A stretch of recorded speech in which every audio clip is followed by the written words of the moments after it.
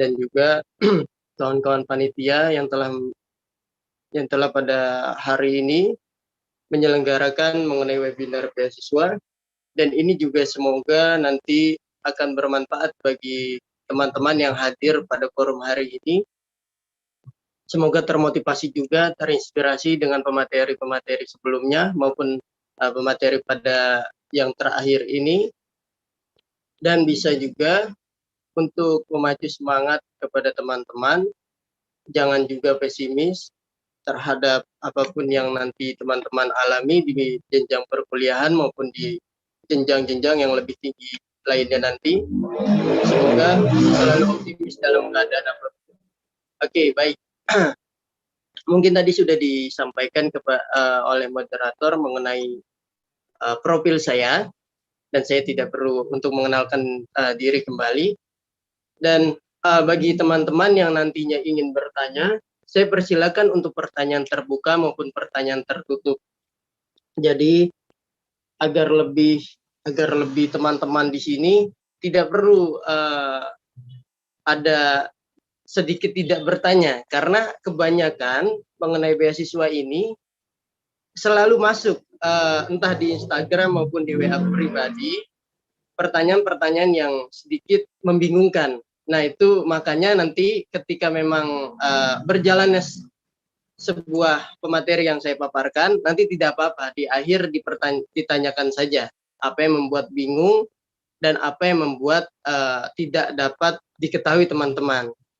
Jadi saya di sini ingin membagikan secara informasi, secara detail, dan juga secara sekalian membagi tips dan trik pengalaman saya terhadap beasiswa unggulan Kemendikbud RI ini, agar 2 kali saya mendapatkan ini, agar termotivasi dan terinspirasi bagi teman-teman semua yang masih berada di forum ini. Jadi saya ingin sekali teman-teman juga termotivasi untuk mendapatkan ini. Saya ingin mengajak teman-teman seperti itu. Mungkin saya mulai saja ya. Oke, mungkin dilanjut slide-nya. Ini judulnya sosialisasi. Oke, mungkin dilanjut lagi Mbak, nggak apa-apa. Dilanjut saja.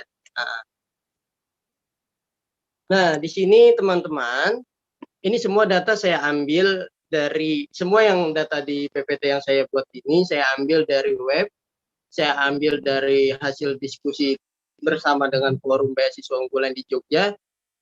Kan setiap kabupaten biasanya ada itu forum beasiswa unggulan untuk komunitas yang memang mewadahi bagi penerima beasiswa ini. Nah, ini data ini saya ambil dari Forum BU Yogyakarta dan juga hasil dari sebuah seminar-seminar yang memang dilakukan oleh Kementerian Pendidikan melalui Puslapdik yang memang bernaungan terhadap beasiswa ini. Jadi ini data-data yang memang sudah valid. Dan teman-teman kalau misalkan ingin di screenshot ataupun ingin difoto persyaratan dan lain sebagainya, itu dipersilakan. Jadi untuk lebih memudahkan teman-teman. Nah, ini dia ada 3 kategori beasiswa unggulan Kementerian Pendidikan. Yang pertama ada beasiswa unggulan masyarakat berprestasi, ada beasiswa unggulan pegawai Kemendikbud. Mungkin kalau yang pegawai itu tidak perlu dihiraukan, karena itu memang harus jadi pegawai Kemendikbud dulu. Nah, mungkin kalau di sini rata-rata masih mahasiswa maupun siswa, ada SMA maupun yang memang masih kuliah jenjang S1 atau jenjang S2. Nah, yang selanjutnya yang ketiga, yang terakhir ada beasiswa unggulan 3T. 3T ini untuk terluar, terbelakang, dan juga tertinggal. Nah, mungkin dilanjut, Mbak. Nah, sasaran BU Kemendikbud, ini yang pertama peraih Olimpiade Internasional dan nasional dan regional. Nah, teman-teman di sini jangan khawatir ya. Saya selalu menekankan untuk yang pertama, dimanapun saya mengisi acara, itu selalu ditekankan untuk yang pertama ini. Jangan takut dan jangan khawatir mengenai hal ini. Ini hanya bagian dari pendukung, bukan untuk hal yang utama atau wajib sasaran dari BU Kemendikbud. Nah, lalu contohnya seperti apa? Contohnya saya sendiri saja. Saya sendiri pada saat sarjana S1 mendapatkan beasiswa unggulan ini, itu tidak memiliki apapun. Bahkan CV saya hanya seorang lulusan SMA. Sudah itu aja. Saya tidak pernah ikut OSIS dan tidak pernah ada kegiatan apapun, tidak pernah ada kejuaraan apapun. Jadi saya hanya bermodalkan berkeyakinan saja untuk ikut di BU ini. Alhamdulillah untuk jenjang S1 itu lolos. Jadi teman-teman jangan terpaku terhadap poin nomor 1 ini sebagai sebuah ketakutan karena memang tidak memiliki medali olimpiade misalkan. Bagi yang memiliki itu bersyukur. Itu untuk sebagai nilai pendukung tambahan saja. Nah, bagi yang tidak memiliki jangan takut. Nah, jadi saya ingin mengajak teman-teman untuk optimis ya. Nah, lalu yang kedua, juara lomba tingkat internasional. Ini juga sama. Teman-teman ini hanya sebagai pendukung. Poin yang pertama dan yang kedua itu sebagai poin pendukung. Kenapa saya berani mengatakan hal demikian? Karena saya sudah beberapa kali berdiskusi dengan beberapa dari pegawai Kemendikbud sendiri, dan juga yang kedua forum komunitas BU Yogyakarta itu selalu membedah hasil dari regulasi peraturan di BU Kemendikbud ini maupun sebuah forum diskusi yang memang menjadi sebuah pertanyaan-pertanyaan mahasiswa. Nah, jadi itu ya teman-teman. Nah, lalu yang ketiga, guru berprestasi dalam berbagai bidang. Mungkin ini teman-teman belum masuk ke dalam jenjang pekerjaan ya. Jadi tidak perlu diperjelas lagi. Nah, yang keempat juga sama, ini juga tidak perlu diperjelas lagi. Yang kelima, perorangan berprestasi yang diusulkan. Ini tidak perlu diperjelas. Yang poin ketiga dan keempat dan kelima memang itu sudah masuk dalam jenjang pekerjaan atau sudah ada terkait dengan instansi lainnya. Nah, mungkin dilanjut, Mbak. Nah, ini persyaratan umum.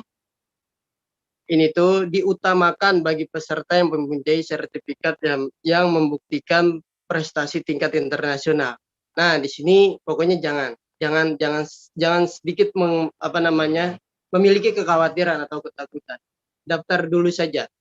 Nah, memang disarankan juga sebetulnya ini hanya sebagai pendukung untuk teman-teman pada hari ini yang memang ingin mendaftar beasiswa ini, diikuti saja.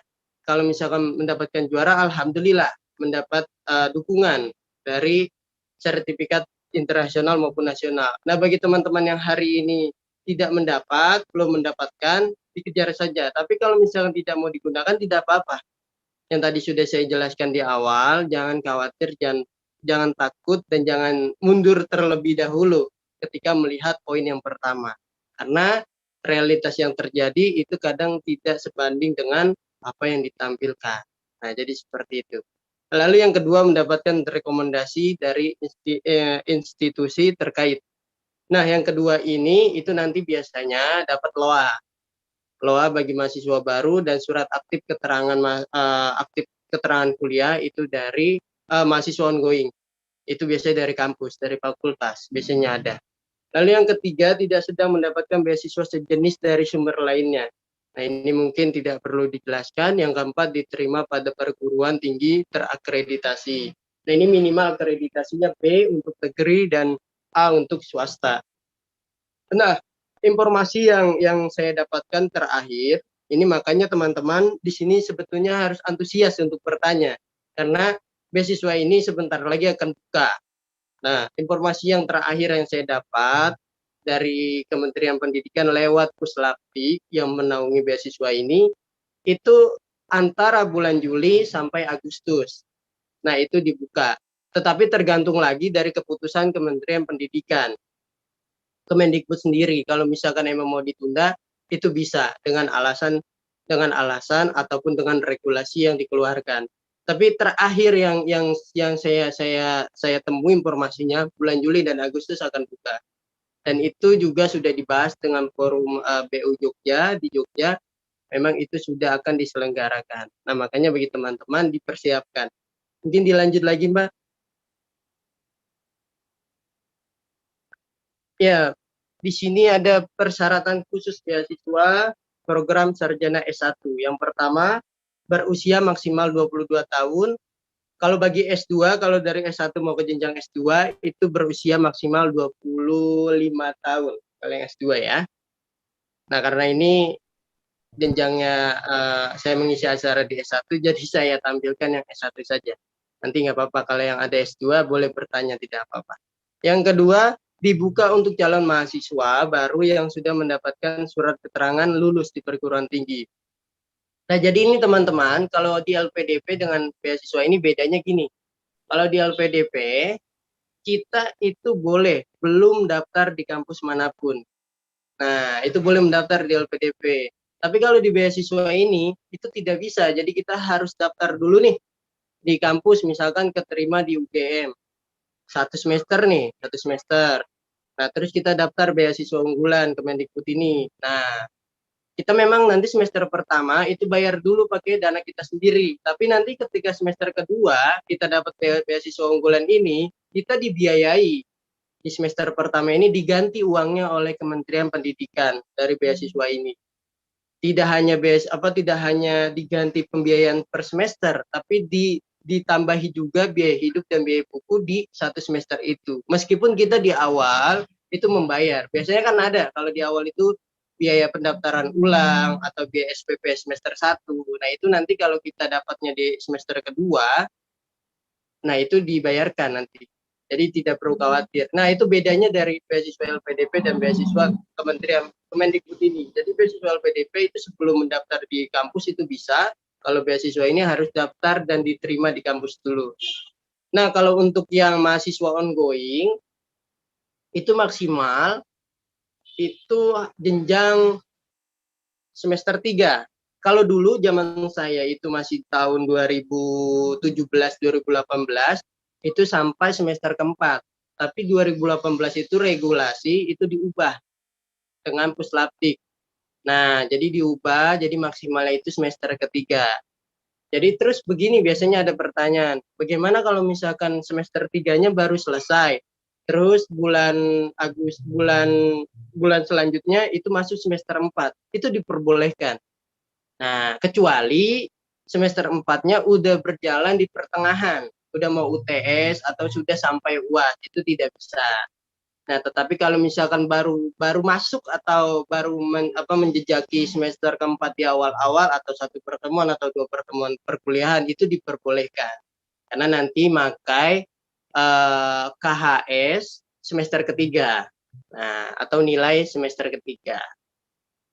Nah, lalu yang ketiga itu bagi mahasiswa baru mencantumkan nilai rapot SMK, SMK sederajat semua semester.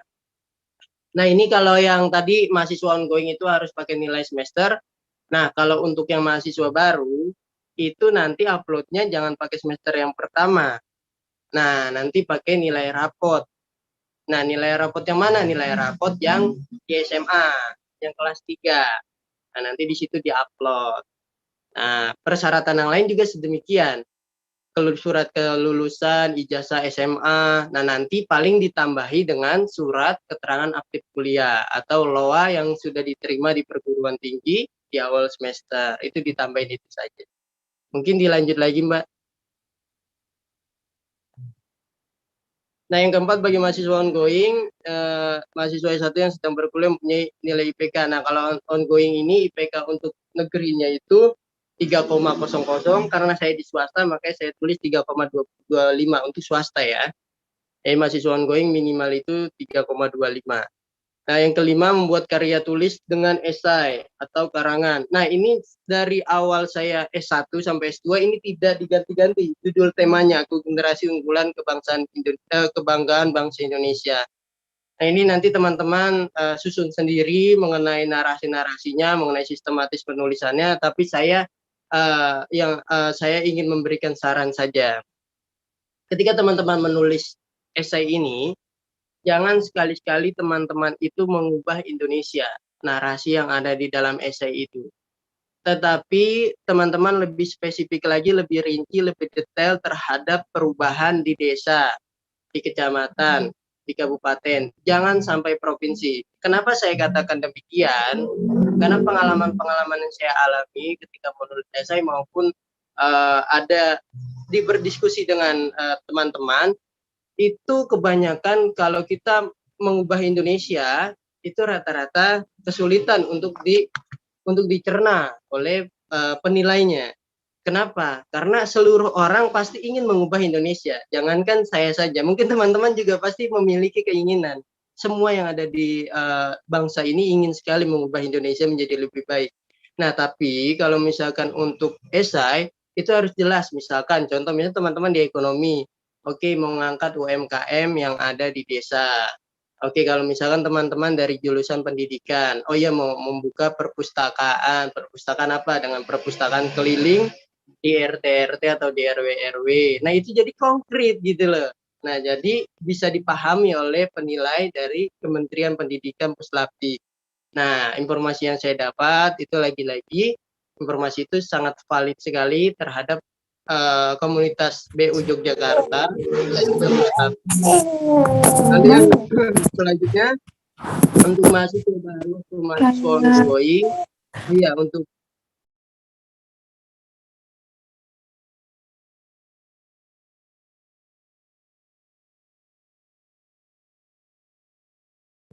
Mohon maaf Kak Zikri, mikrofonnya mati.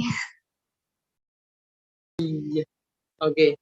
Oke, baik, nomor 6 ya. Ini program D4 ini sebelumnya tidak ada. Nah, tahun 2018 ini regulasinya diubah, yang tadi juga berbarengan dengan maksimal mahasiswa ongoing. Nah, di sini program D4 jadinya diadakan. Karena dulu banyak sekali aspirasi dari mahasiswa mengenai program D4 ini, makanya timbul dari 2018. Mungkin dilanjut lagi, Pak. Saya agak sedikit pelan-pelan ya, supaya nanti teman-teman juga bisa lebih memahami dan mengerti secara perlahan. Saya pernah di satu acara menyampaikan ini terlalu cepat, itu banyak sekali pertanyaan yang timbul, jadinya makanya waktunya malah tersita di akhir nanti. Nah, yang kedua, yang selanjutnya berkas dokumen yang dibutuhkan. Yang pertama ada KTP, ada KTM. Nah, KTP ini untuk mahasiswa baru. Kalau mahasiswa ongoing itu hanya KTM saja, itu sudah lebih dari cukup. Nah, yang ketiga ini LOA. Nah, LOA ini untuk mahasiswa baru yang tadi yang saya sebutkan sebagai diterima oleh fakultas atau universitas di UGM misalkan. Nah, itu nanti ada LOA-nya. LOA-nya itu diurus di mana? Di fakultas nanti ya. Nah, kalau misalkan mahasiswa ongoing itu surat tanda aktif kuliah, ini juga dicarinya di fakultas saja. Nanti dipinta di bagian akademik. Nah, terus yang keempat, KS, kartu hasil studi. Nah, ini bagi mahasiswa ongoing, kalau yang bagi mahasiswa baru pakai rapot. KS ini juga di akademik nanti dipinta, paling prosesnya 1 sampai 2 hari. Terus yang kelima, ijazah dan transkrip nilai terakhir. Nah, ini kalau yang mahasiswa baru itu menggunakan ijazah SMA. Oh iya, mahasiswa ongoing juga masih menggunakan ijazahnya SMA, tapi transkrip nilainya harus transkrip nilai per semesternya ya. Tapi kalau mahasiswa baru itu makin nilai rapot. Nah, yang keenam, sertifikat TOEFL. Nah, ini lagi-lagi saya tekankan, ini berkas dokumen yang dibutuhkan untuk pelamar beasiswa S1 itu tidak diwajibkan. Tapi kalau misalkan punya, silakan dimasukkan, di-upload di uh, webnya nanti. Nah, kalau untuk S2 itu mesti harus digunakan TOEFL. TOEFL-nya itu kalau untuk S2 itu 450. Itu minimalnya. Nah, yang ketujuh, proposal rencana studi. Berisi tentang perkuliahan, SKS per semester. Nah, ini mungkin dirincikan saja. Nah, saran di sini yang saya tekankan kepada teman-teman kalau memang ingin mengikuti beasiswa ini, itu kalau bisa susun proposal rencana studi sampai jenjang yang paling tinggi, jangan hanya jenjang S2 atau jenjang S1, karena itu juga menjadi sebuah bahan pertimbangan dari Puslapdik. Kalau bisa misalnya bercita-cita, oke, mau S3 di sini, setelah S3 mau menuju profesor, misalnya gelar profesor, habis itu mau apa, kontribusi ke masyarakatnya seperti ini, terus sosialisasi untuk kontribusinya seperti demikian, itu dijelaskan aja, dijabarkan secara konkret, tidak apa-apa. Nah, mungkin dilanjut lagi, Mbak. Nah, yang kedelapan ini surat rekomendasi, itu ada nanti di webnya. Biasanya kalau udah buka beasiswanya itu nanti tinggal di-download aja, ikuti formatnya. Yang ke-9 juga, yang ke-10 ini sudah dijelaskan, tidak perlu ditakutkan. Yang ke-11 juga sama, sudah dijelaskan. Mungkin dilanjut lagi, Mbak. Ini dilanjut lagi, ini caranya ya, kita masuk ke caranya.